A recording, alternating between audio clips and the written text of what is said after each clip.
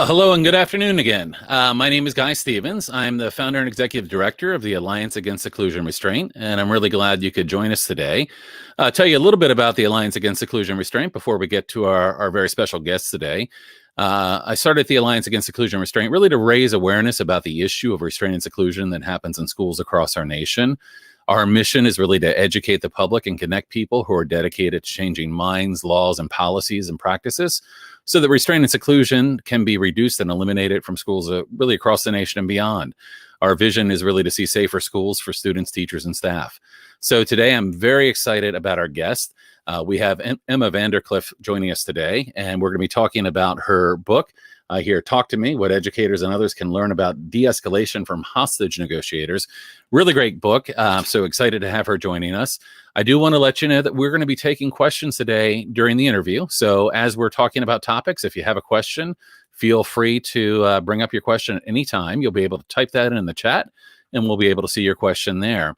Also want to let you know that today's event will be recorded. So this is actually getting pushed both live to Facebook and YouTube, and it will be available after the fact on both of those, as well as an audio podcast.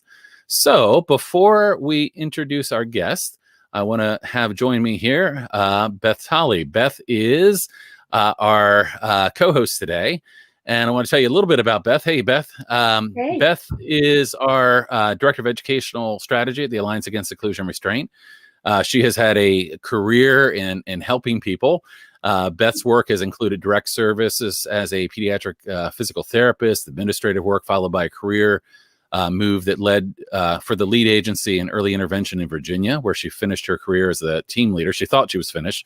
She had to come back and help us because we've got lots of work for her, and she's been doing amazing work as part of the Alliance Against Seclusion Restraint. So, of course, she has retired and since then has been involved with NAMI in Virginia, as well as the Early Childhood Mental Health Virginia Board, and participates in the trauma-informed community, informed network, and school committees. And she's, again, part of our team here and does just amazing work. So welcome, Beth, and glad to have you here today. Thank you very much. I'm thrilled to be here. And I am, go ahead. I was just going to say, this book is one that you sent me a copy of this, as I recall, right. And you were telling me great things about this book. And then we get the opportunity to meet Emma, and I feel almost like it's like we have a rock star with us today. So really Absolutely. Excited. So I'm gonna let Emma join the conversation and have you, if you would be so kind, to introduce her. All right, I am thrilled. The first I knew of Emma was through the Credo for Support. And I posted that yesterday. So if folks want to take a look at that, it's beautiful. And I told Emma yesterday that 15 years after I first heard it, I'm getting a deeper understanding of it. I got it at the time, but not at the deep level that I do now. It's really beautiful. And Emma narrates it on the post I did yesterday. So anyway, I had known of Emma, and I found this book. I don't know why I found it, and I bought it and I read it, and it is brilliant. It's just brilliant. So let me tell you about Emma. I got to look at my page so I do it right. Emma's a neurodivergent speaker, author, and activist. Diagnosed as autistic as an adult, she has embraced the diagnosis with a sense of relief, recognition, and confirmation. Like many other autistic girls and women, she didn't recognize her experience as represented in the common societal narratives. Emma believes that her experiences as a so-called disruptive student gives her a unique perspective on the issue. And I love that, and I can't help but think of Good Trouble. That makes me think of that, but I just love that. And I do think, well, anyway, I'll save my narrative for later. Emma has a master's degree in conflict analysis and management from Royal Roads University, and she's certified as a mediator and negotiator through the Justice Institute in Vancouver. And we have a link where we can reach her. I guess at some point we can post that on our website. Yeah, absolutely. Yeah. So you want to carry on? Guy, or do you want me to keep going? Absolutely. I'll talk a little bit about the book, but Emma, first of all, welcome. We're really excited to have you joining us today. Thank you for having me. Absolutely thrilled. And of course, last year, your book, Talk to Me, What Educators and Others Can Learn About De-Escalation from Hostage Negotiators, was released. This book talks about how crisis negotiators de-escalate distraught individuals through communication and how this approach really differs from what commonly happens in schools. And this is something that I think our audience is probably very familiar with, where teachers and staff rely on rewards and punishments and directives. And, in contrast, the book talks about how negotiators rely on listening and support and are successful in resolving more than 90% of the issues they're called to negotiate without the loss of life or injury or coercion. And it sounds like a really interesting piece of research. It's just amazing to me that you kind of made this connection, but this is absolutely, one of the things that we see happening in classrooms across the country is that kids become dysregulated and demands are put on them, or they're offered rewards and consequences. And that leads to things like restraint and seclusion. So when Beth mentioned this to me, my thought was, hostage negotiation. How does that?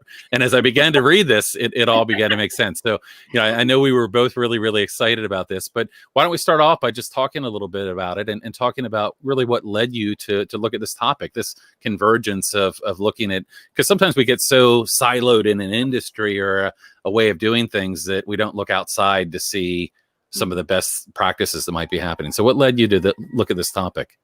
Okay, before we start, I'd just like to give a little shout out to the autistic community that I am part of, some of whom are present today, and also to our friends and colleagues at ICARS, the international group looking at restraint and seclusion. So anyway, let me tell you about this. Well, I guess I've been interested for a long time in non-coercive approaches to what is commonly called challenging behavior, which is, I have to admit, a phrase I'm not very comfortable with. And yeah, I know. And so I have been looking at for 30 years, my partner and I have traveled around, and we've been talking to educators, to human service professionals, etc., about listening, support, empathy. And while people were often fine with that idea, there was this sense at some point that maybe this is too soft. This is just too soft, that we actually have to respond to bad behavior or else people will do more of it. And so for years and years, we heard the same two things. And those two things were, I don't have time to create relationships, and you don't know the kids that I work with. And for a long time, I was really frustrated by that response because it seemed like an abdication of responsibility. But in recent years, I've come to look at that a little bit differently. And I think that educators and others have been barraged with a whole lot of conflicting models, etc., for how to deal with these situations. So what happened for me was, I think probably in the 90s, I met a man named Ron Garrison. And Ron Garrison said to me, Ron Garrison was trained as a hostage negotiator, but he was also, for many years, an educator. And he said, educators routinely do things to confront students in ways that hostage negotiators would never do. Mm-hmm. And I have to admit that I found that really counterintuitive and a bit intriguing. Okay, so when it came time for me to do this piece of research, which was part of a master's program in 2010, I thought, what if I just looked at that? What if I played with that? I have a bit of a divergent brain, and I believe in the value of cross-pollination. That the things that we learn from one group of people can help us understand things in another area. Because typically what we do in education and in any field really is we only talk to each other. So when we're having trouble, we go to each other, and that makes really, really good sense. Like, who knows education better than educators, okay? But unfortunately, it can devolve into what our friend and colleague Rich Villa calls problem admiration, where everyone is just going like, I have no idea what to do. And So I wanted to see what would happen if we did some cross-pollination. And as I mentioned in the book, Margaret Wheatley once said, when you're stuck, bring in more people. So I thought, well, who can we bring in? Let's look at this. And also, I have to admit that I was a little tweaked by the whole thing of, we don't have time to create relationships. And I thought, okay, I'm going to go to these hostage negotiators. Who deals with the worst of the worst situations in most of our minds? Barricaded, hostage takers, and even suicidal people. And who deals with these situations, and what are their results? And so I began this process of interviewing people from all over North America. And what I found was that, again, as you mentioned, they're successful in more than 90% of the cases, both domestic and international, that they're called upon to negotiate. Now, we tend to see only the ones that have failed. So the general public thinks, oh, yeah, bring in the SWAT team, like get this thing done. But the negotiators I talked to said, you know what, the statistics are probably closer to 95% in my experience. And so I began to, I just set out and called people. And people were wonderful and generous. I talked to Dominic Messino prior to his untimely death in 2013. Dominic Messino was the person who actually negotiated the Lufthansa hijacking back in the day, and in 45 minutes brought 105 hostages safely to Earth.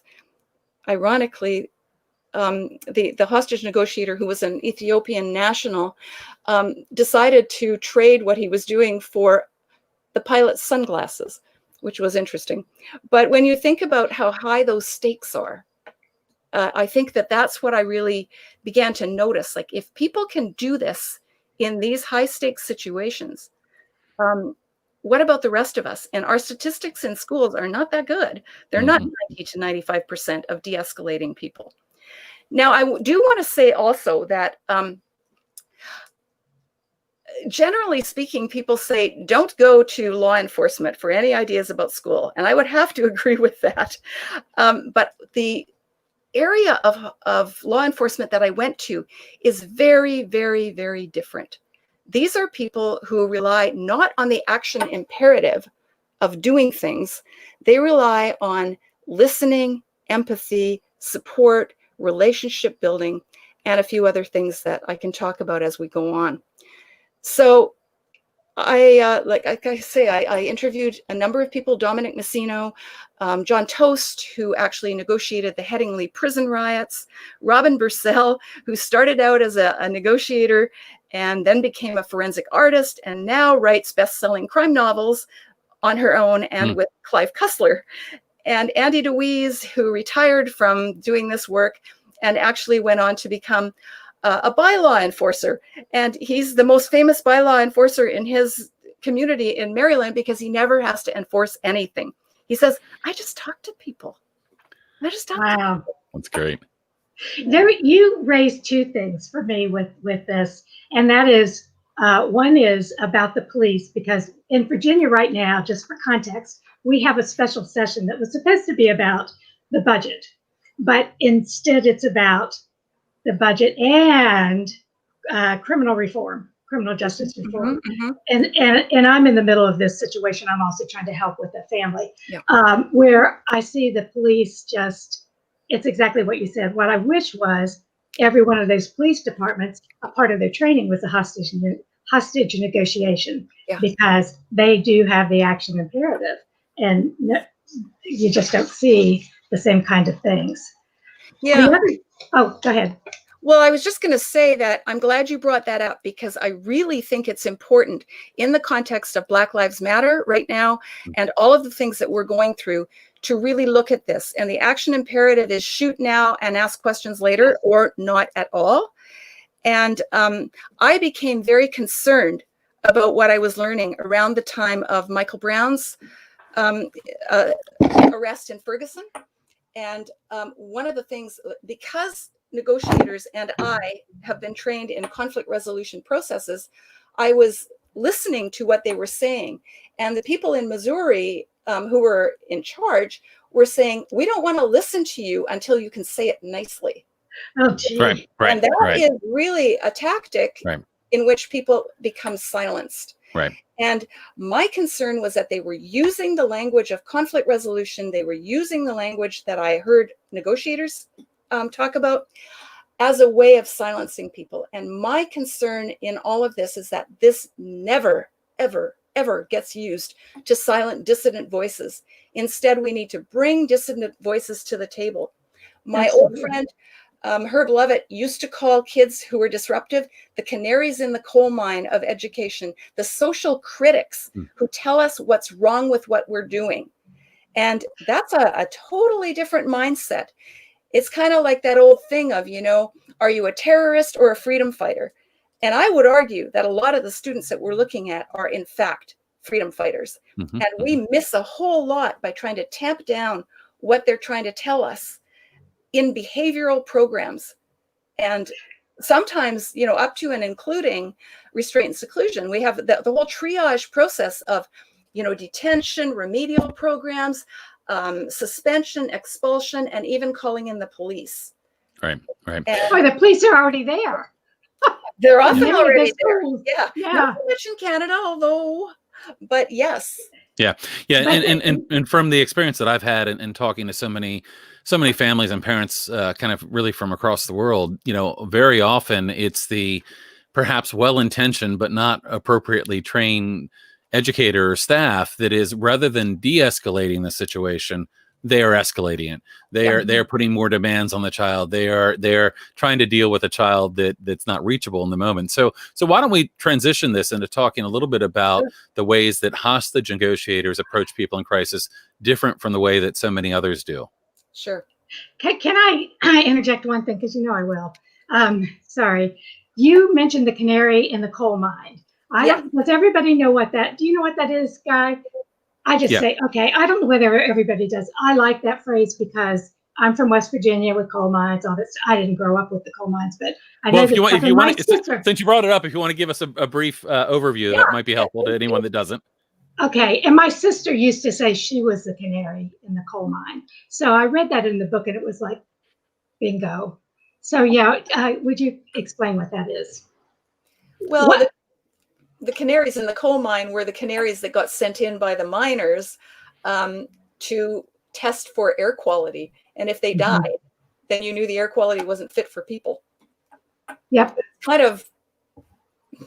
It's a horrifying way of looking at things. But I think that students who are struggling are often the proverbial canaries in the coal mine of education, who can give us a lot of insight into what we're doing that isn't working.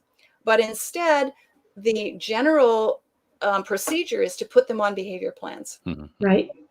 Like, you are the problem. My whole thesis, in a way, was how do we change that to looking at behavior as conflict?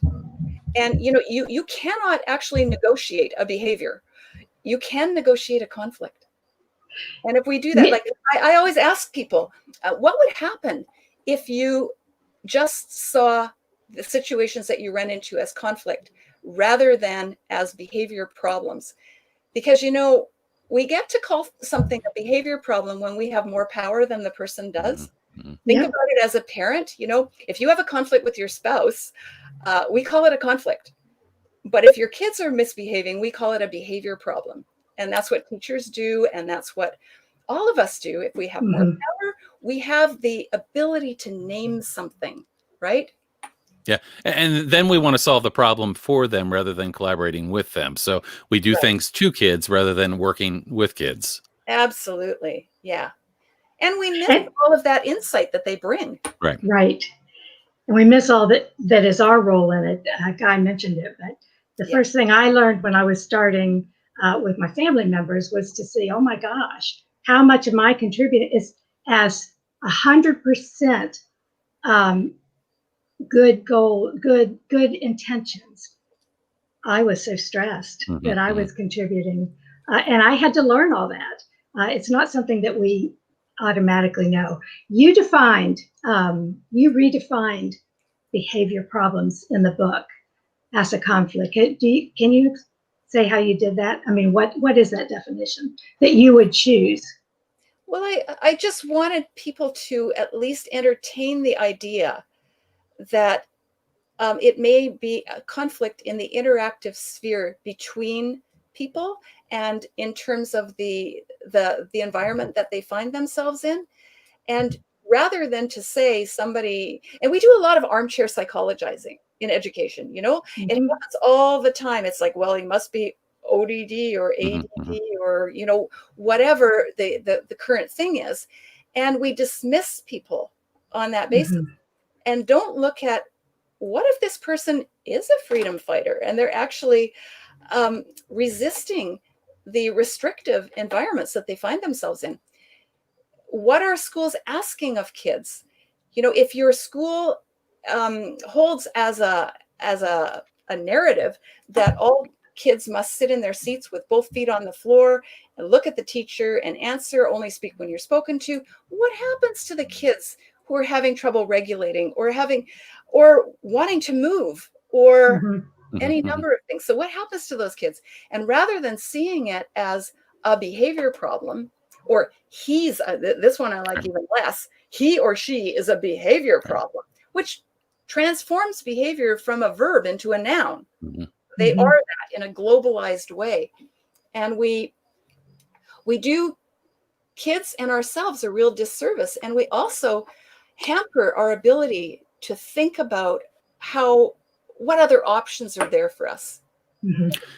So I want to backtrack for a second. We kind of went off on a ramp there for a second, but again, I am like to do that.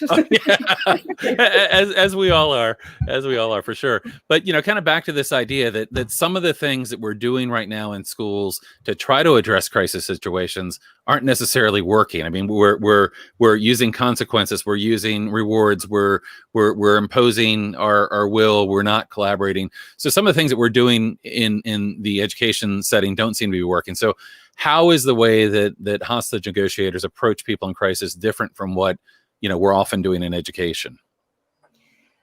Well, I think the first thing that I noticed, and the first thing that I really appreciated about the interviews that I had, was something that I have now called relocating the problem. And what negotiators do, and very intentionally do, is they change the way that they think and talk about the person who is in crisis. So whereas, any one of us going into a negotiation like the ones that they go into might say, that jerk with the sawed-off shotgun and 4 hostages, how can you possibly negotiate with a person like that? They don't do that. And they're very deliberate about that. They change the narrative. And the way in which they do that is they reframe what the person is doing from that jerk in the bank with the sawed-off shotgun to just a person in a bad place. And they told me that they had to deliberately do that, because if they didn't, any judgment that they felt would leak into the conversation. And they said, maybe in schools, it's not such a big deal to let your frustration or judgment or whatever leak into the conversation. But they said, if we do it, people die. The stakes are enormously high for us. So we must do this. And what I found was this group of incredibly humane and wonderful individuals who were able to do that. And I looked at that and I said to myself, like, would I be capable of making that shift? And they said, if you don't do it, you might as well give up. And so sorry, go ahead. No, keep going. No, it's okay. Well, the comment I was going to make on that is that their comment that maybe you can get away with it in the schools. Well, what I would say, yeah, they get away with like I'm labeling other people. Yes, we adults get away with it all the time, but we're not really getting away with something. We are doing great harm to the kids when we do that. Yeah. Well, and again, thinking about high stakes, I mean, I think about the trauma, injury, and even death from restrained seclusion. I think about the school to prison pipeline. Yeah. I mean, the stakes are really high when the way you're dealing with conflict can lead a child down the road to end up in prison. And I think we've got to get that focus in education, that these are high stakes. We've got to do better for kids, for sure.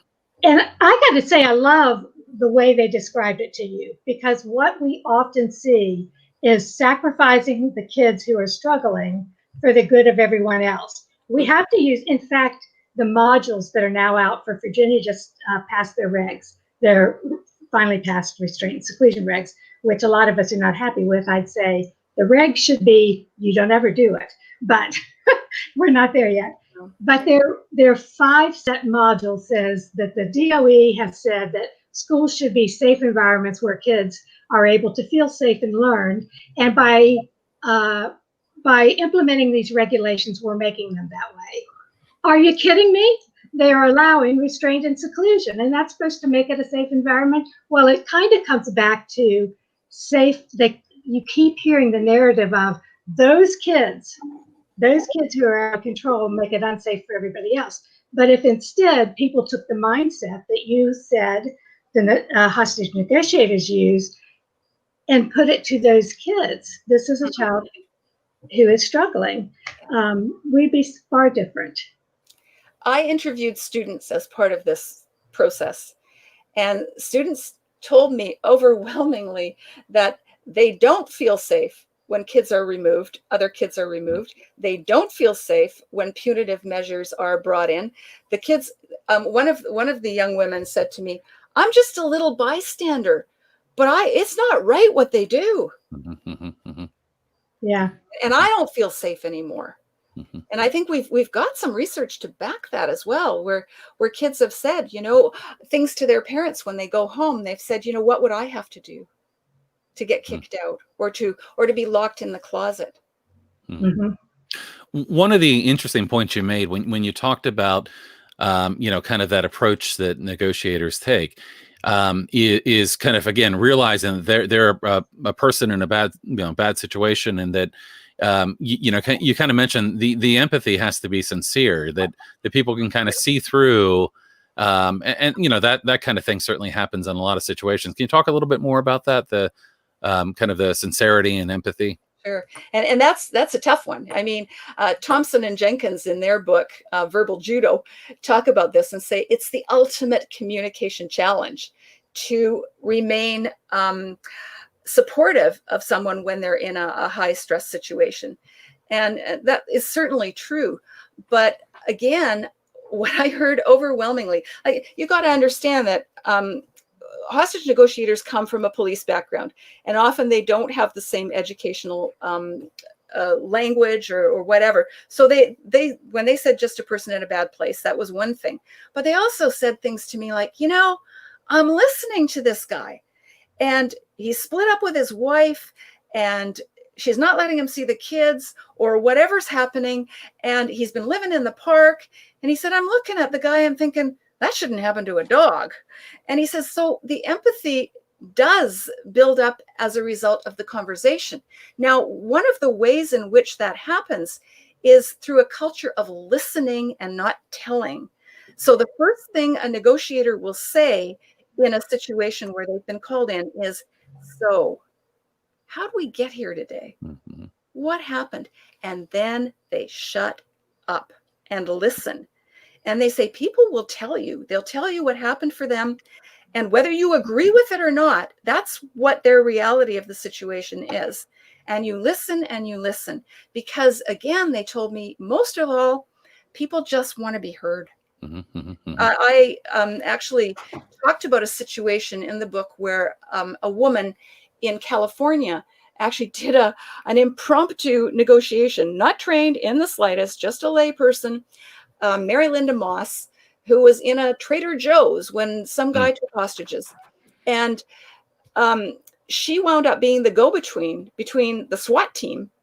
They didn't have any hostage negotiators. They had the SWAT team and this guy. And she just continued to listen to him. And at the end of the whole thing, unfortunately, the police actually killed one person, or shot one person at the very least. I can't remember. But anyway, Mary Linda Moss talked with this guy and talked to the police about what was going on with him. And at the end, when he had already surrendered, he said, you know what? I wish I'd met you sooner, because all I really wanted to do was talk to someone. Right. Right. And that's what negotiators said to me over and over and over again. They say, really, you know, these situations are just situations where people have run out of hope. Mm-hmm. And our job is to just give them a little hope. Yeah. And so often when it comes to school, you know, kids aren't being listened to. They're not being invited in to help solve problems. I mean, and I think about that kind of that statement of, hey, how do we get here today? And you know, I think we mentioned this earlier when we were talking another time, but about approaches like Dr. Ross Green with, you know, his first step is the empathy step, and he starts out with the, you know, hey, I see you're having difficulty with this. What's up? And it's a very simple just invitation to get someone talking and know that they're being heard. And it seems that that's very similar. Well, it's interesting because I kind of came to the same conclusion even before I'd read Ross's books. And my take on that was it's the difference between what's up and smarten up. Mm-hmm, and mm-hmm. typically what we've done is smarten up. And smarten up is the language of coercion, whereas what's up is the language of curiosity. Mhm. And, you know, can I tell you a story here? Absolutely.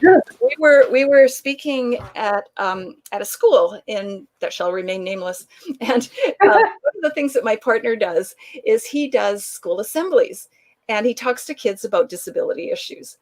And anyway, we had finished that, and the kids were great. They were middle school kids and younger, and we're walking down the hall, and the principal's with us, and she spots this little boy, and he's walking down the hallway with a teacher, and she says, Jose, come over here. I want you to meet Mr. Norman. And she says, now, Jose, you know, you heard Mr. Norman, and he was talking about things that he's overcome, which wasn't exactly the message we were going for. But anyhow, she says, so you've been struggling in school, and I think you could do better, right? And Jose's looking at the ground, and we're feeling a little uncomfortable. And so he says, yeah. And so she sends him off. And then we go to the library and we do a presentation where I talk about my research and the difference between what's up and smarten up.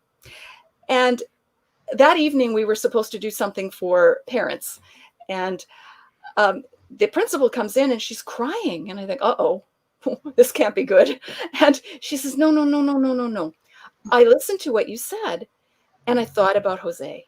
And she said, I brought him into the office and I sat him down, knee to knee, eye to eye. And I said, Jose, what's up? She said, and he told me.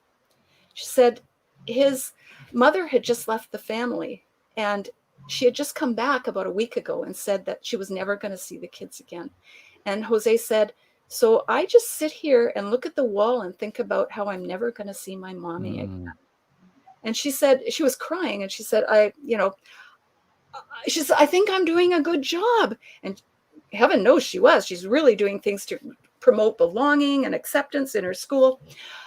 But she said, you know, I don't think to ask those questions. In fact, she says, maybe I don't even ask any questions at all. I just try to get things settled. Mm-hmm. And then she said, but it gets better. One of my teachers came in and she was so frustrated about this kid in her class that she's been struggling with all year. And so I said to her, go in and sit down and ask him what's up. Teacher comes back. She's crying. She says, you know, he told me about his life. He's getting beat up by his father. She says, he lives in the neighborhood I grew up in, which was very socioeconomically depressed. She says, he's talking about my life. And it just was that easy. You know, when I was learning conflict processes, people talked about powerful questions. And I used to go, oh, what's that? You know, that sounds really complicated. How am I going to learn how to do that? But the best powerful questions are often the simple ones, like what's up? How do we get here today? And then stopping to listen. The New York City Police Department, a hostage negotiation team, of which Dominic Messino was the head, he said to me, our motto, and I borrowed this from my book, shamelessly, is talk to me. And he says it's with very good reason that we don't say, listen to me. It's talk to me. And not everyone talks in the same way. You know, some people don't use words, and we still have to learn how to listen to that. Or if they come at it in different ways. You know, kids will often come at things really circuitously. So you kind of talk about how kind of having that initial empathy and opening up the conversation to be listening, and reading through your book, I was learning a lot about really what you meant by listening, because we're not just talking about being letting somebody ramble on without paying attention, but can you talk a little bit about how hostage negotiators listen and what's important about that process? Sure. Yeah. I'm going to refer to my cheat sheets if that's okay. Absolutely. I'm autistic. I script. So, yeah, the whole idea of listening is, again, talk to me. I'm going to listen. Don't listen to me. And one of the things that I discovered in this process was a guy named James Lynch. And James Lynch is a cardiologist. And he looked at how physiology and listening are connected. And he said, when you listen, your heart rate goes down, your blood pressure decreases, all of this stuff happens. And so listening is actually a very potent de-escalator. It's a potent de-escalator for us, because really, if there are ledges to be talked off in this, it's often us as the adults in the situation who need to talk ourselves off the ledges as much as we need to think about the kids. And so he did all these studies on listening. And he said, asking a question is a form of listening, because when we're asked a question, we have to shift from the subcortex to this part of our brains. And that automatically begins to de-escalate us. So answering a question is also a form of listening. I found that fascinating. So they do a lot of that. And they talked a lot about that. Yeah. So, yeah, and I know you also mentioned like active listening and things that you can do, and how might some of those things translate to a teacher and educator working with a student?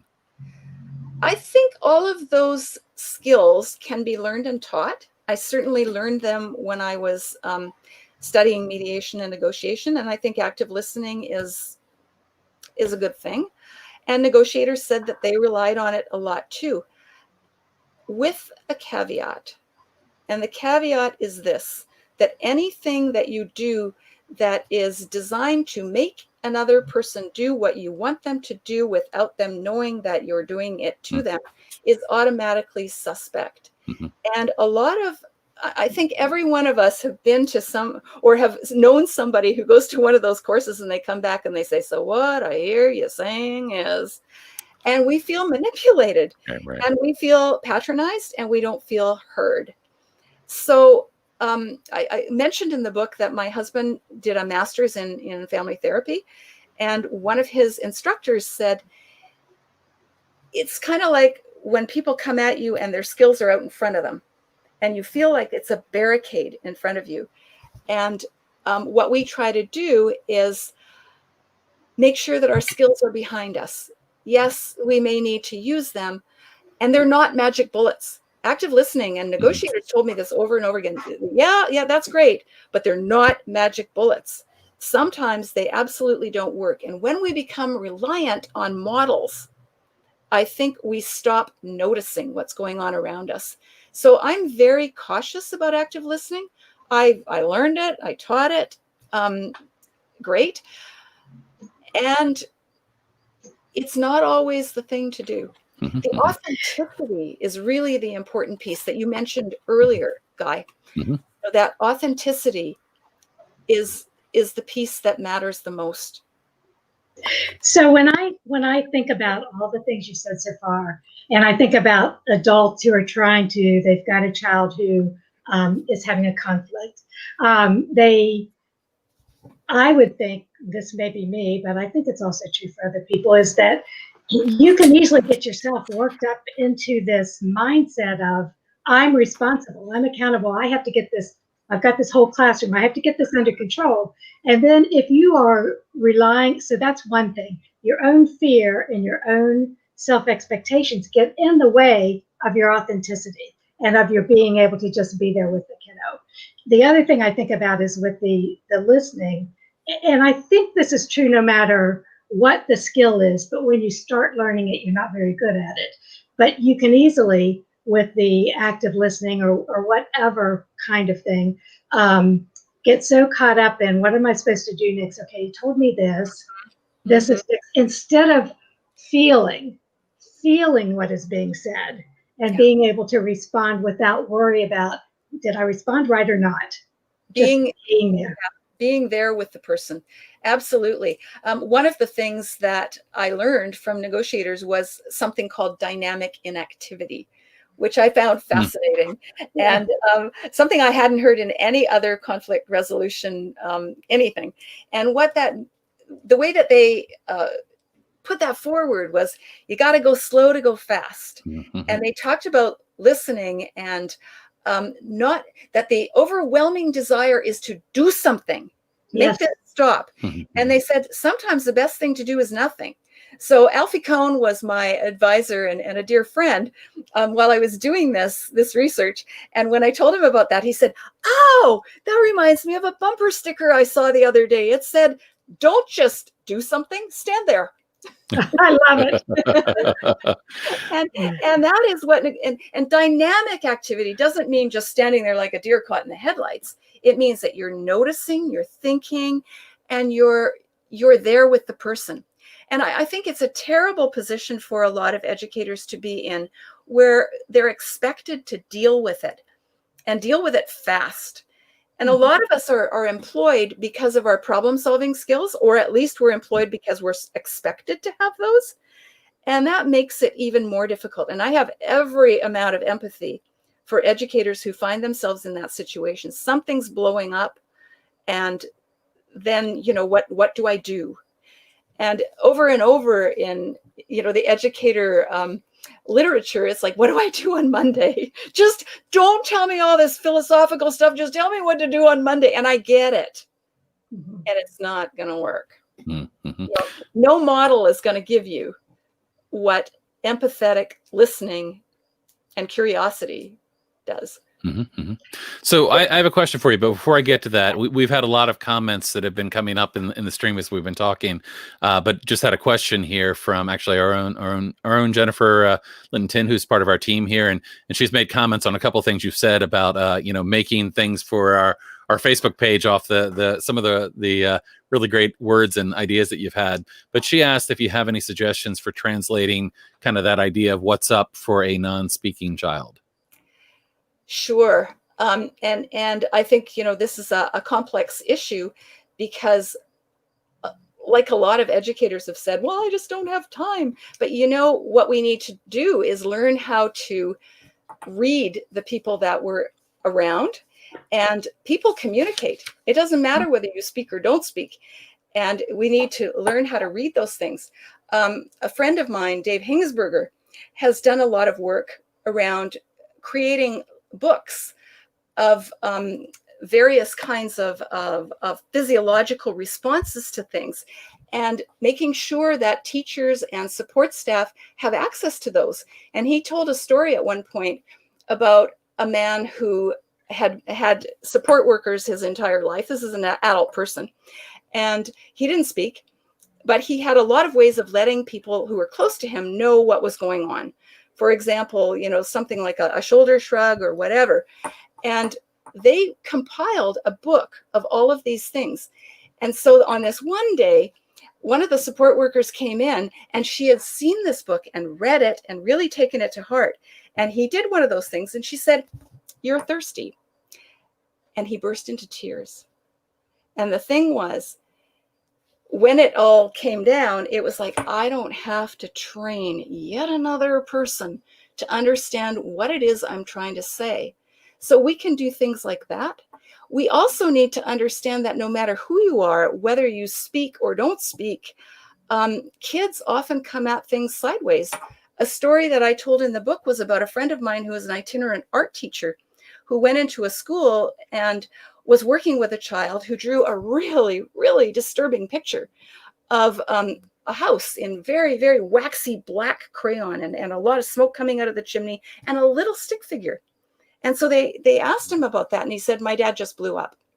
Now, he could speak, but this wasn't coming out in a way that anyone thought they had any idea of understanding. And so, of course, like many of us, they went, oh my God, there must be abuse in this child's home. And with a little detective work, what they found out was that, again, this child's father had left the home, and this was his way of conceptualizing that. So kids will often tell us things in ways that are not about clearly understood spoken language. And I think the whole idea of, I love the fact that the person who asked the question said non-speaking as opposed to non-verbal, which is a phrase that many of us take very badly. There's no such thing as non-verbal.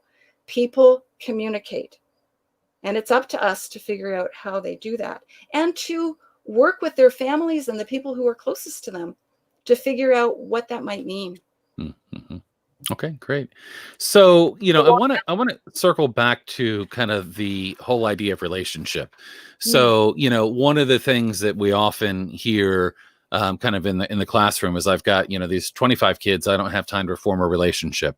And of course I would say you don't have time not to form a relationship, but when we're talking about negotiators, they've got to go in and form a relationship very, very quickly. Can you talk a little bit more about, one, the importance of relationship, and two, how negotiators go about that work?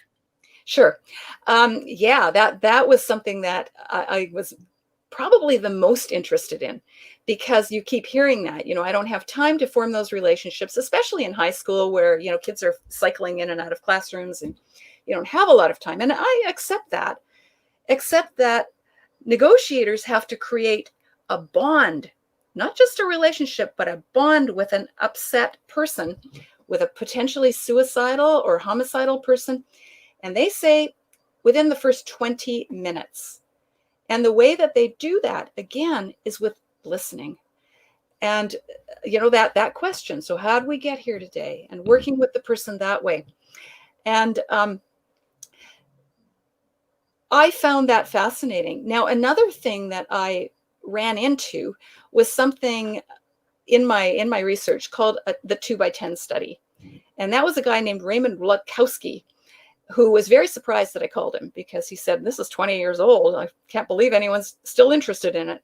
But he did a study where he went to educators and he said, okay, pick the kid in your class who gives you the most trouble.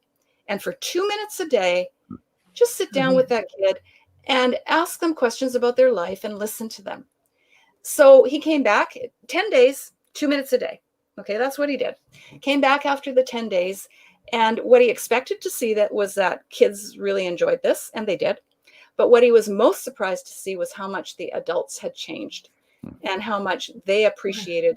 And in many instances, those kids became their favorite kids. Now, I am going to provide a caveat. My friend Cal Montgomery, who is an autistic activist, said to me, great, but don't use kids as a way of testing out whether this works, because if you're only going to do it for 10 days, imagine what that means to a kid who possibly has never been listened to in their entire lives. Mm-hmm. And, now you've done this and then you stop. How cynical would that make a person about relationships? So my caveat is, this must never be used as a quick fix or a way to just try something out. If we're committed to actually listening to kids, we actually have to listen to them. So I took Kel's words very much to heart. And that's back to the point that relationships have to be authentic. Yes. Yes. And the thing that I think about, it makes me think about some of Laurie Desalte's work,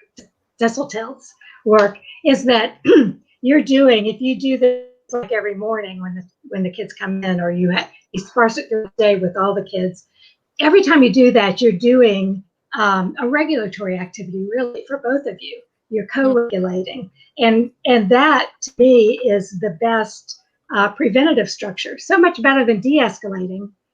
This is a co-regulating strategy. Yeah, and I heard a lot about that from educators as well as hostage negotiators. Bernard Gassaway, who actually was the principal of one, not one, but many, of the more difficult schools in Bedford Stuyvesant and a number of other places talked about that. And he said, you know, when I came into this school that was posited as being the most difficult school anywhere, and did I really want to do this? He said, what I did was I stood in the door, and every morning I said good morning to every child who came in the door. And there were like 2,000 kids. And he said, you know, I realized I was getting somewhere because I went from maybe 20% of the kids would say good morning back to about 80%. And he said, you know, that's when I knew I was getting somewhere with creating that kind of a relationship. Mm-hmm. Yeah. And those things, like another teacher that we met in Alaska said she actually was working in central office, and she was called in to do some work subbing for a teacher who was on maternity leave. And she said, I was delighted. I couldn't wait to get back to the classroom. And she got this reputation of being the teacher who could resolve everything. And no matter what happened on the schoolyard, you know, fights, everything, she could break them up. So the teachers were going, well, what are you doing that's different than what we're doing? And she said, well, you haven't filled the bucket. And they went, what do you mean by that? And she said, well, you know, I've been spending a lot of time getting to know these kids. So I know that Bill likes BMX bikes, and I know that Ron likes, you know, Magic the Gathering cards. And I talk with them about those things. And so when it comes time for me to intervene, I've got water in my bucket, my metaphorical bucket. We have a relationship. So when I say, Bill, you know, what are you doing? He'll listen to me. And she says, it's not your fault, but you just haven't put enough water in the bucket. Yeah, absolutely. A very compelling metaphor. Which is, and it brings me to the thing about I don't have time.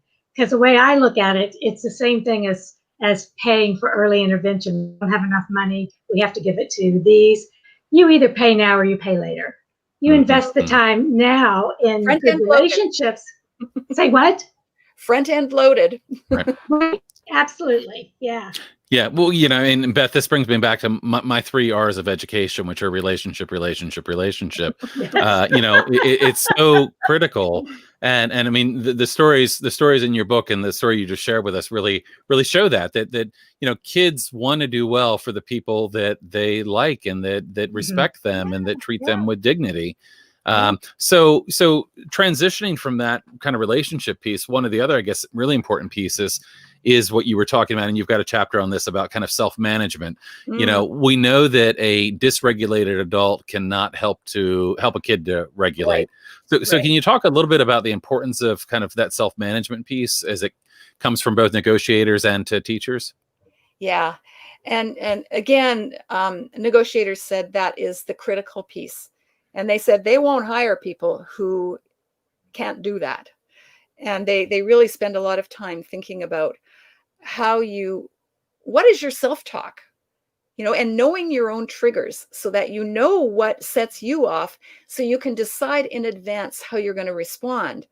The other piece of that I think is really worth talking about is something I learned not from negotiators, but elsewhere from somebody I interviewed who was actually working in another school situation.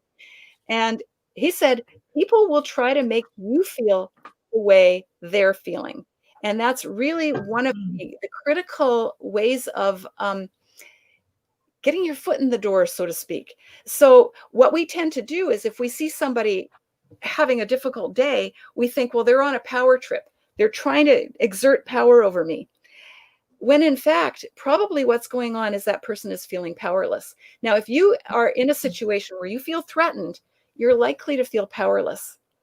That's your best clue for how someone else feels. And this guy said, you know, I was in a situation where I was called in to a guy who had gotten hold of a piece of 2x4 and was running around, and they'd locked him into some kind of a timeout room. And he was like slamming on the floor. I was worried about him hurting himself. And I was certainly worried about going in there myself. And so he said, I stood at the door and I said, you know what? I'm kind of scared here. And I got a feeling maybe you are too. And I'd really like to talk. And within a few minutes, the guy calmed down and he was able to go in there. And people were talking about psychotropic medications and all sorts of other things. And, you know, like 4-point restraints and what are we going to do? None of that was needed. And I'm not trying to say that any of this is a magic bullet, but I am trying to say that we don't typically do those things. Ron Garrison, who I've interviewed and is in the back of the book as well on restraint and seclusion, is a person who has been an expert witness in more than 85 cases over his career. And he says what he notices is that when people intervene in difficult situations, it's usually part of a fight. He says, we would think that people are being rational and just, like, okay, then that's the next thing we need to do. They're not. It's adrenaline fueled. And I think what we've seen in recent days with Jacob, who has been shot in the back 7 times, with George Floyd, is that what we're seeing is that it's adrenaline fueled. And when people get into that situation, they react. And that's the same in schools with restraint and seclusion. Ron talks about how many people he's had to go into court and talk about who have killed people, killed kids by leaning on them, by, the knee in the neck, the knee on the chest. And he says, just about never is it a thought through process. It's the result of a fight. Right. And people feeling threatened. So I want to ask you, because we're sort of on that subject a little bit. In your epilogue, you talked about the Safe School Initiative and the 2008 Bystander report. Yes. So could you tell a little bit about that, the findings of those 2 things? Yeah. And then, that, that's one where I have 6. But I do have it here. And it was fascinating because for years I would go around and talk about this. And I would ask teachers, how many of you have seen this document? And almost unilaterally, teachers would say, never seen it. And it's been around forever. So again, here's what they came up with. Okay, first of all, in situations of school shootings, of all of this stuff, this came about after Columbine, just to put it into perspective. Yeah. They decided that the assessment, what needed to happen was assessment of the school's emotional climate, emphasis on the importance of listening in schools, adoption of a strong but caring stance against the code of silence, prevention of and intervention in bullying, involvement of all members in the school community in planning, creating, and sustaining a school culture of safety and respect, development of trusting relationships between each student and at least one adult in the school, and the creation of mechanisms for developing and sustaining safe school climates. You will note that there is not a metal detector, an armed guard, facial recognition, any of it in this stuff. And I don't think that people have actually paid attention to what they suggested.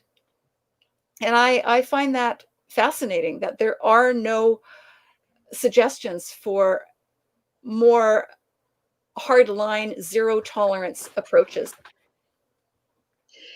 Yeah, I try to maybe the negotiators can help us with that. I try to think about that, and it almost feels like it's all part of the zero tolerance and all part of the get tough on crime, get tough on discipline, get tough on this, as though the sitting back, the dynamic, what was the word you used? Connectivity. Yeah, is you can't even come into people's minds. We are so accustomed to fixing things and to fixing by doing, that is it just that our minds aren't big enough, or we haven't seen it, or we don't, it's introduced, you read one report. Go ahead. Yeah. Or we're in situations where that's the mandate. And I really feel for teachers who are having to operate, wanting to do more relational things in an environment of zero tolerance. How do you reconcile those things? And I think teachers have been in the crossfire of this debate forever. And I really want to say, that while I support all of this stuff, I definitely empathize with how difficult that is when you are expected to do all of the steps in zero tolerance. And I mean, we've seen some of the most bizarre things. Kids kicked out of school for having a chain on their Mickey Mouse wallets or carrying a plastic butter knife to school. Wrong color socks. Yeah, the wrong colored socks. I think that kid was arrested. Yeah. I mean, it's bizarre. Yeah. And so how are you supposed to reconcile those things? And I think that's really been true for educators caught in the crossfire of very, very different ideological ways of coming at this stuff. Yeah, you know, I've talked to school administrators and I've talked to teachers, and you actually sometimes hear it from different sides. You know, I've heard administrators that want to focus on a culture of building relationships and trusts and working away from exclusionary discipline, who find that they have teachers that don't want to do that. They want to send them to the principal to be expelled or suspended. And then I've heard the other story from teachers that have the administration like you spoke about. So, I mean, I think it happens on all level. And, you know, I've talked to teachers that, you know, have wanted to bring about positive change, but the culture is such in their schools that they have a really difficult time doing that, and have even been, you know, threatened or had consequences to speaking out against some of these things. And that's a big thing. Culture within school systems. I mean, you know, I look at restraint and seclusion numbers across, say, my state, and why is it so much more? Why is it used so much more in one, you know, district than another? A lot of it goes back to kind of the culture of the school and the way that they're looking at some of these problems. Yeah. Over the years, you know, my partner Norm and I get asked, you know, well, are things better in Canada? Or, you know, have you run into places where this is really great? And we say, it's always one place at a time, one administrator at a time, one school team at a time. There's no such thing as a whole group of people have done this better. It's a lot of it is leadership and it's culture. Yeah, right. we just had a question pop up that you know, I'll throw to you and see what your thoughts are. But it was, how do you feel about SROs in schools, so school resource officers? And I don't know how familiar you are with what's going on in the United States, but, you know, do you think they can be trained to stop arresting and policing children, or do you think they should be eliminated from schools? Do you see you seem to have a strong relationship with police, so I'm curious on your take on this issue. Well, I need to say, first of all, that I don't have a strong relationship with police necessarily. I mean, I think I am just as outraged as anybody about what's happening in Black Lives Matter. And there's a lot of stuff that I think needs to change. The arm of law enforcement that I talk to are very, very, very different. They have a very different approach to this. So I want to say that right out of the gate. But as far as liaison police, I don't know. I worry about it, to be truthful. I think that it's a step in a punitive direction. Unfortunately, what we've seen are police who go through with sniffer dogs and go through kids' lockers. And, you know, quite honestly, they're never going to keep up with anything anyway. Like what I kept hearing from kids is, you know, we can get stuff into the school if we want to. Like, they're not going to stop us. Yeah, you got metal detectors and armed guards. And you know what? You got a huge playing field out there. And I can, you know, sift something in through the window in 5 minutes and hide it. Never mind your clear plastic backpacks and all the rest of it. So all of these things, I think, are flails.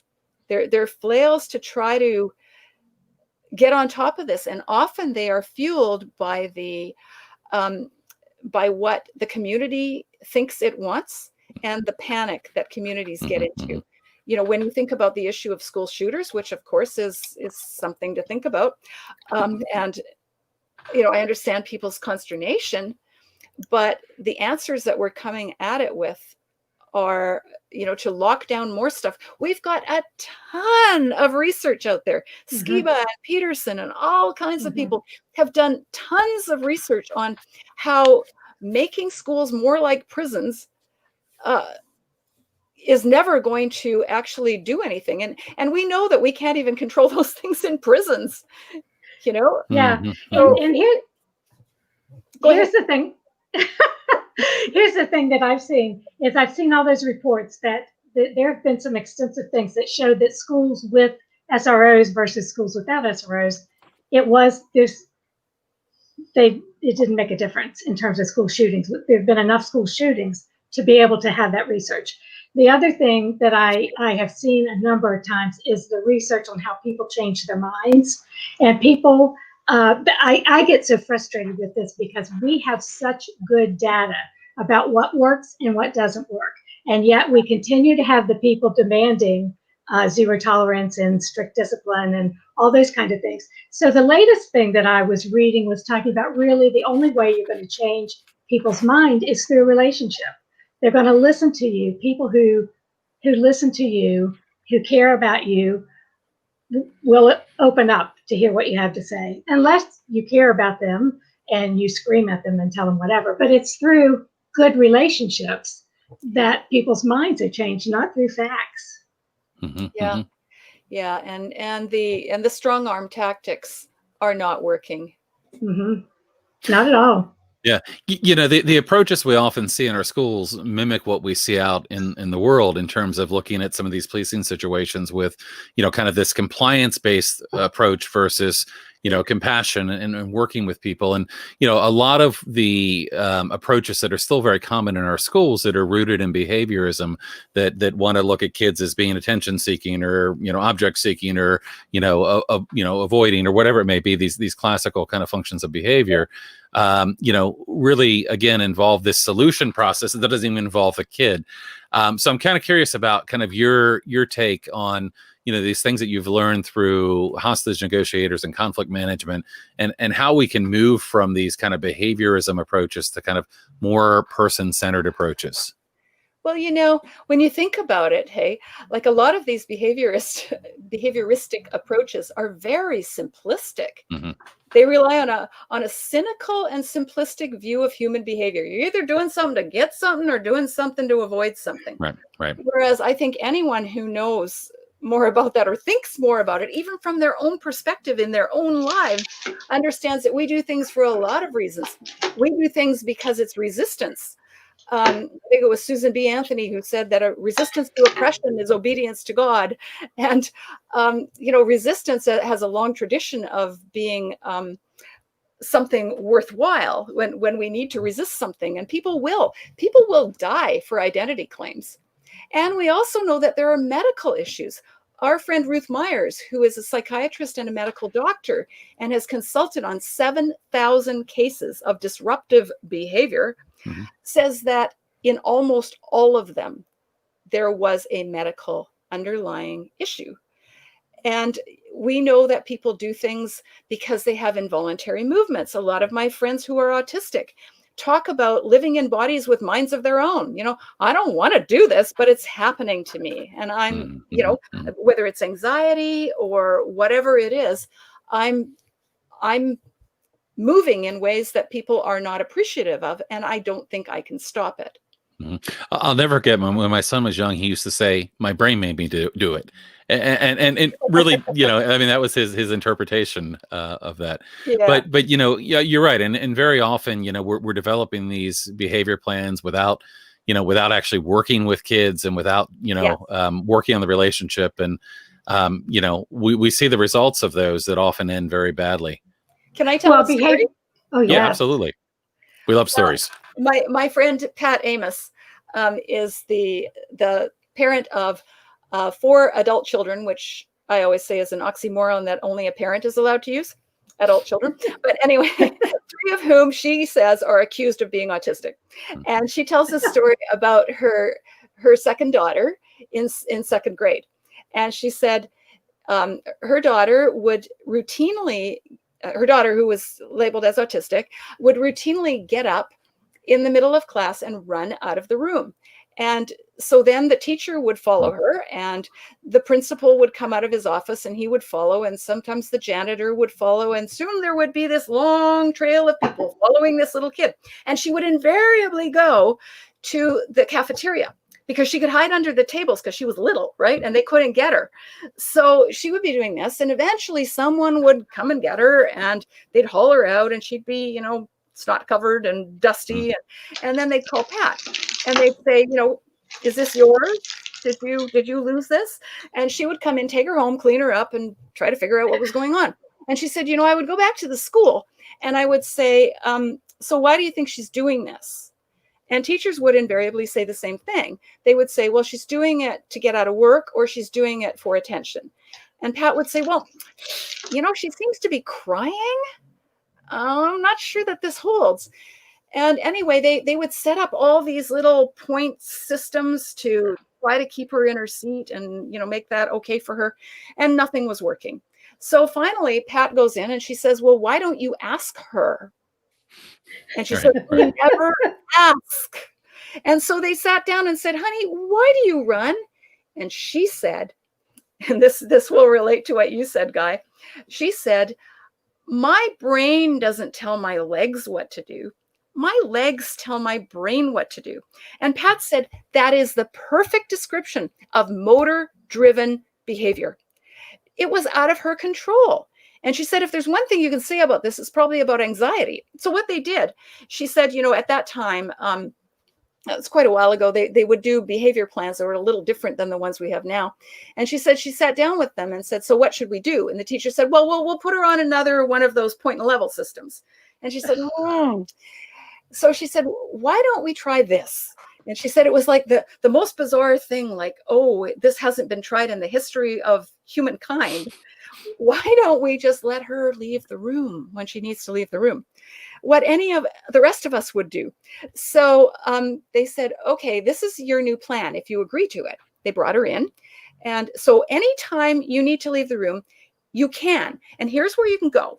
And I think they had the library, the office, and somewhere else. And as Pat would like to say, 3 fine, upstanding women who would give her something to do or a book to read or whatever. And when she was ready, she could go back to the class. So they said this, and Pat said, so is this okay with you? And she went, mm-hmm. She never had to do it again. It never happened again. And Pat said, everyone was amazed. Yeah. Like, what? And she said, no. She said, we typically take power away from children and husband it to ourselves. Those are her words. And we never think that children are often feeling like they have no control over their lives. They have no way of managing this. So she says, my guess is that she was sitting in the chair and going, I got to leave. Oh, wait, I can. Okay. I'll give it another 5 minutes.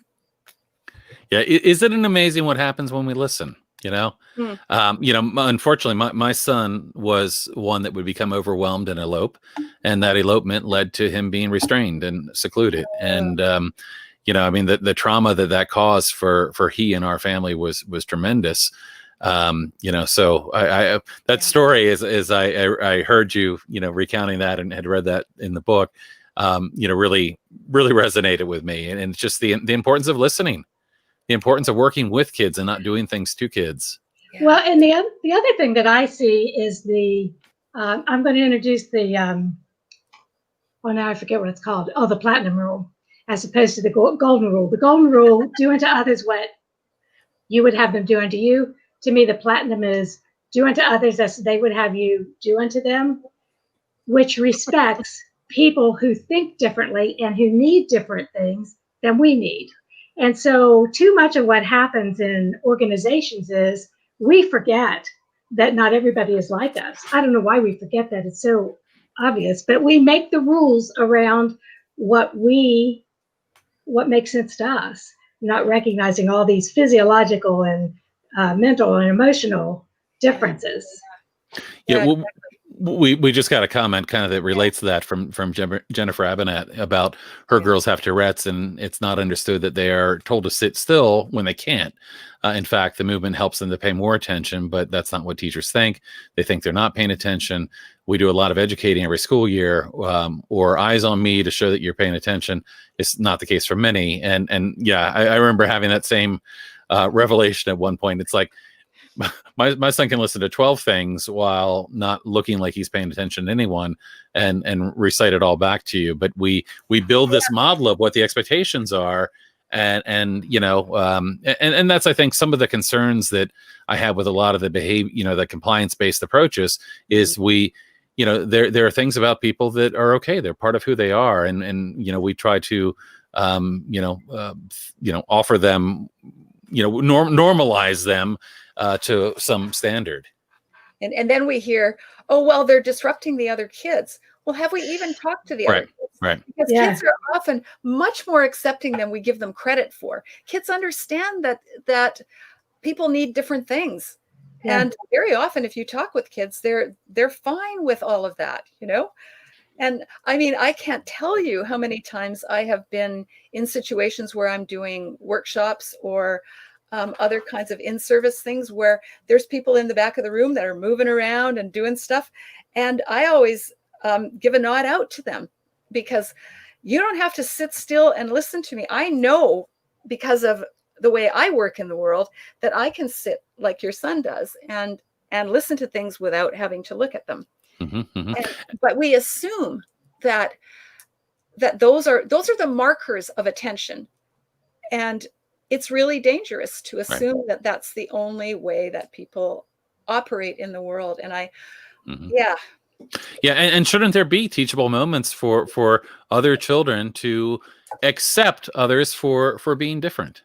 Yeah. You know, isn't that the way we're going to function in our workplaces and in other situations as we go along? Like, I mean, really, the lockstep way in which a lot of education has been posited is, you know, based on the 19th century idea of sit down, shut up, and listen to me. Yep. Well, and it's even based on. Go ahead. It's even based on some of the idea that kids need to know structure and what the expectations are. That's a part of the PBIS mode.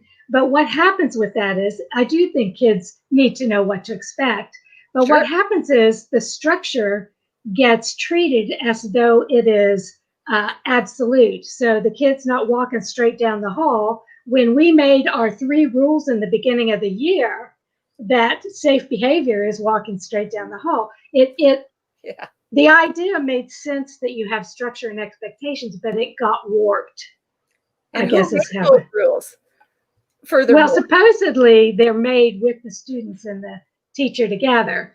But even if you said that, and you said you have a class of 30 kids and 16 of them say, this makes me feel safe, you got 14 who may not feel safe that way. You know, I think we've got to be more flexible. We're so rigid.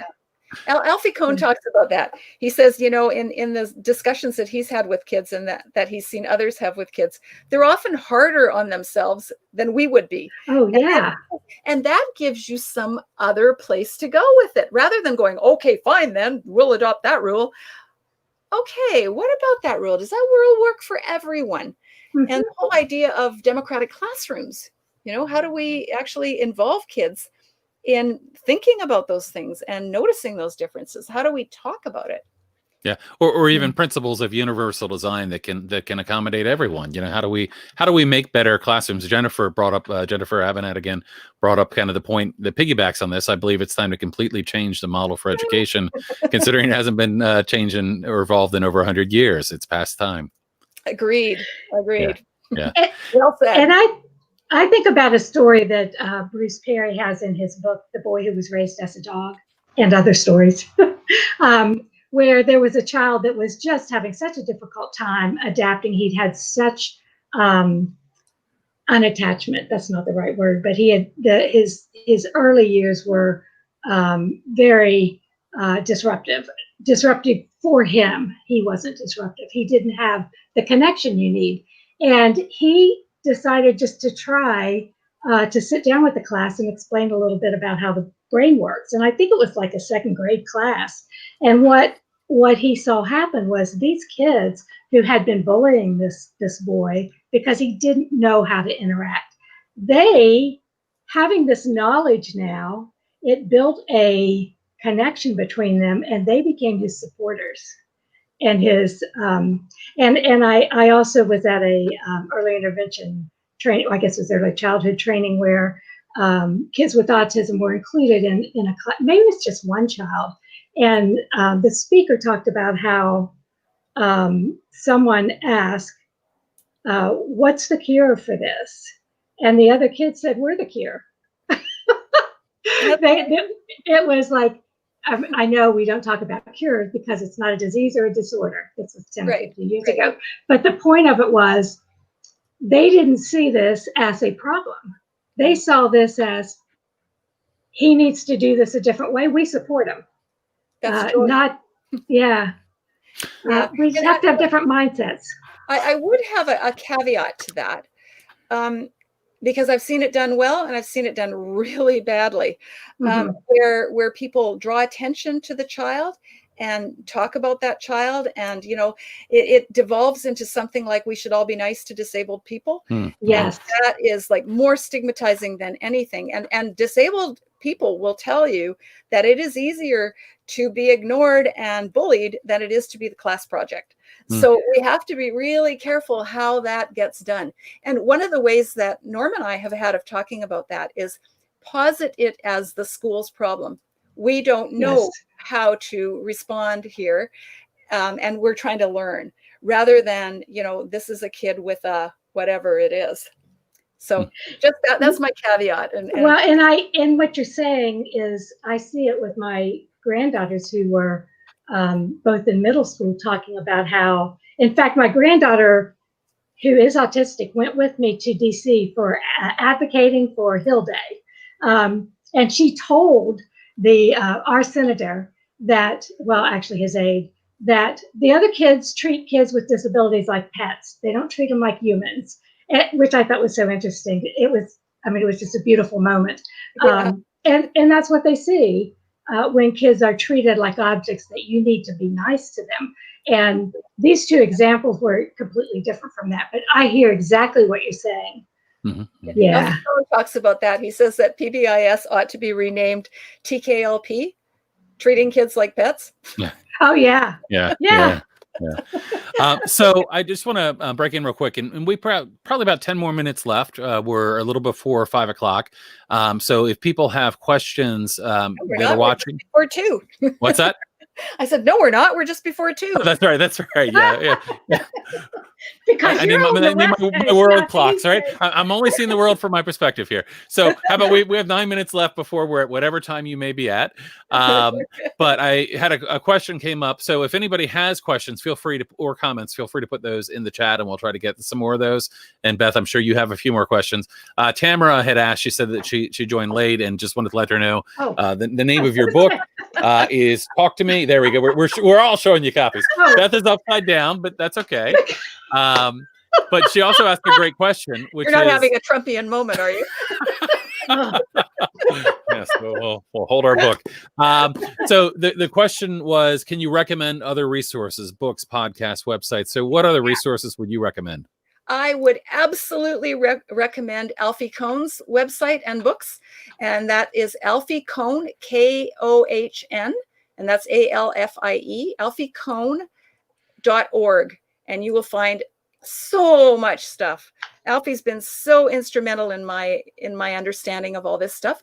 Also, Ross Green's books are excellent. Other people that you've interviewed on this site, absolutely. Let's see, what else? Oh, yeah.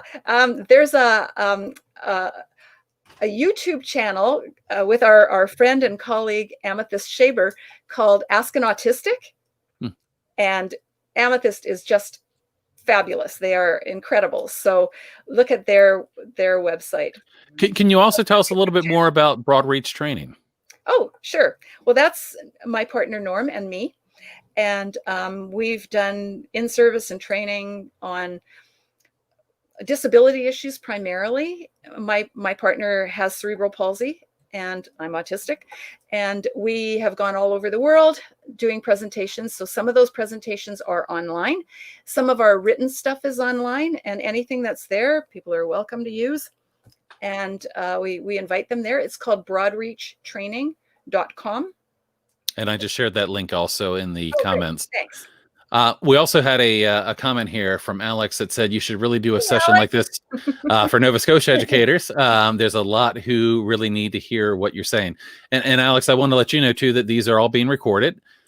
So they will be available. And I always encourage people in our audience, because we have so many amazing speakers that have come out to talk to us about their work, is please share these with your teams, with your whether it's your IEP team or your your teachers, if you're teachers, because we have a lot of teachers in our audience as well. Share them the other direction. Share them with your parents. I think we can do a lot of good by getting more of this information out there to people. So please, share the links. And I just want to let Alex know, we actually know each other. Let Alex know that our other website, Norm and I have a training platform called Conversations That Matter, has just been rolled out to 11 different campuses in Nova Scotia, which is new for us, and we're really excited about that. Can you tell us a little bit more about Conversations That Matter? I'm sorry. Conversations That Matter is a training platform that Norm and I put together, and it is essentially a series of interviews with all kinds of people from all over around disability issues, around educational issues that relate to disability. And we basically, because of the work that we've done over the years, we got to know just about everybody who was on the speaker circuit. So at a certain point, we called them all up and said, can we just do interviews with you? And we'll put those on a website and make it available for people. So it is on a subscription basis. It's cheap, $20 a year. And basically, it's organizations that provide services for adults and children with disabilities, and a lot of colleges and universities now. So that's my little commercial. Yeah, and Alex followed up and asked. I'll talk to you later. Okay, fair enough. So I just want to clarify, Nova Scotia is the one that's up above us, right? Yep. As opposed to over on the West Coast. Landmass to your north. Yeah, we had interesting conversations about time zones yesterday, and I tried to tell her what time zone she was in. That's it. I mean, I'm so embarrassed when I make obnoxious mistakes like that.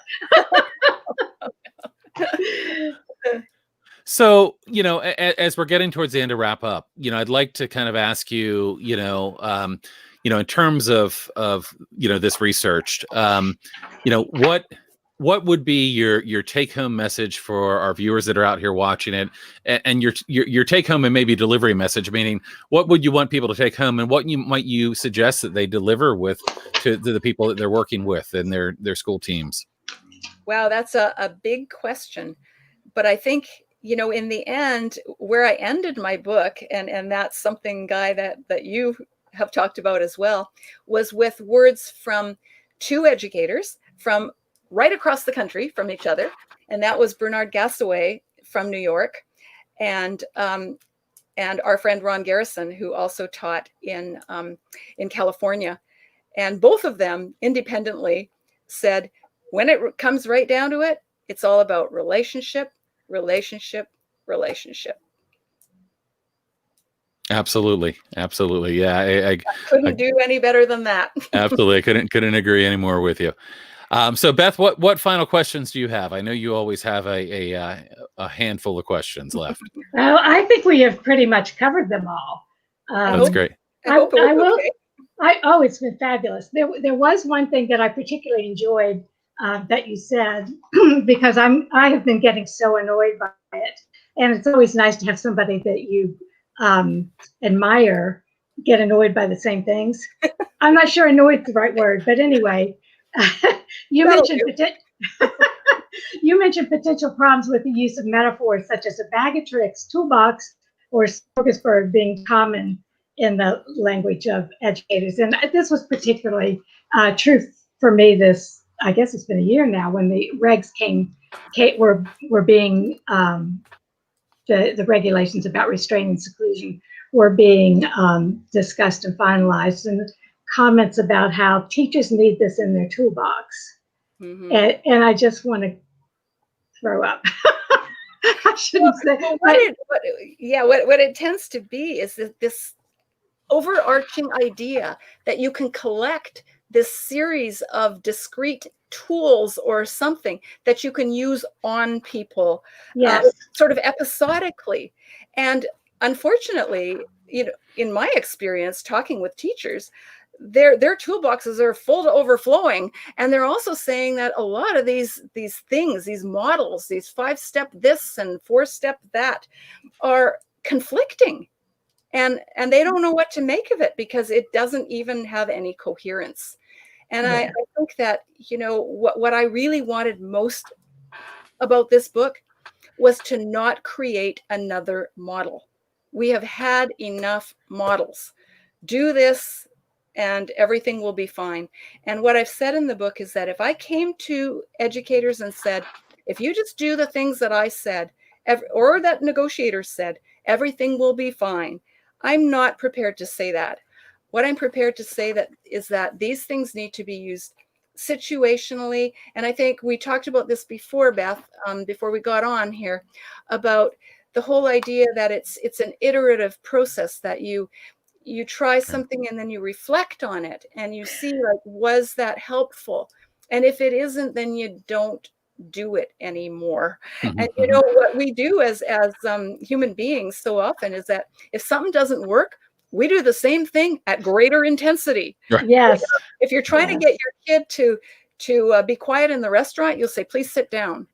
Sit down. I said, you know, and you can see that going on. Whereas, you know, maybe we need to change the way we do things and go, you know, this wasn't working, so let's not do it anymore. Yeah. Yeah, that's a great response. And again, I mean, I think, you know, I mean, you could put a whole lot of tools in a toolbox and focus on relationships and make a whole lot of progress. So, I mean, you know, I think the principles that you offer through this research can really be helpful, but it's about forming a relationship with a human being and realizing that human beings are different and they have different needs and need to be worked with in a respectful and you know, way that meets their needs. Work with me, not on me. Right, right. Absolutely. Freedom for support. That's right. That's right. Yeah. And the other thing I would say is that by doing this, I'm so grateful to you for writing this book. Thank you. And I am. It's just beautiful. And one of the really nice things about it is that the thing about people being too soft or being not, you know, I want to focus on relationships versus rewards and consequences right. and all that. By giving this information that these hostage negotiators in the most intense kind of situations you could have, this is what worked. I mean, what more powerful message could we give about what works and what doesn't work? It's powerful. We have statistics like that in education or anywhere else, 90%. Yes. And that's, you know, domestic and international. And again, you know, we only hear about the ones that fail, but there's so many. And I heard so many stories. I told some of them in the book, and I'll leave that as a teaser. We'll have you back. About, you know, what negotiators did and how that worked out. Yeah, and definitely would recommend to people to pick up a copy of the book. It's a fantastic book.